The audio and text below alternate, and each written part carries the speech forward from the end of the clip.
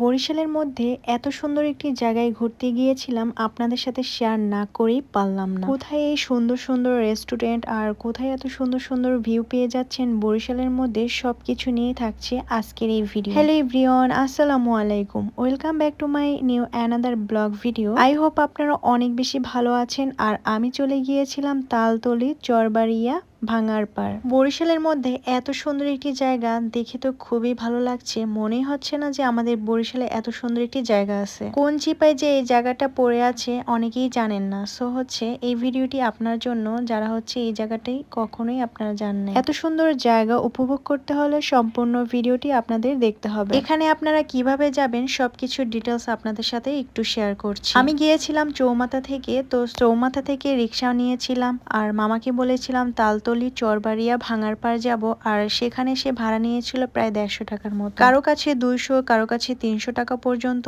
যাবে। সো আপনারা হচ্ছে দাম দর করে নিজের মতো করে দাম করে নেবেন। এখানে বেশ কয়েকটি রেস্টুরেন্টই রয়েছিল, আর এখানে আমি কুটুমবাড়ির ভিতরে ঢুকে পড়েছিলাম। আর এখানে দেখতে পেয়েছিলাম একটা দোলনা, সেখানে দোল খেতেছিলাম, খুবই ভালো লাগছিল। দোলনার পাশে তো একজনকে মিস করতেছি, যদি আপনার ভাইয়া আমার পাশে থাকতো তাহলে আর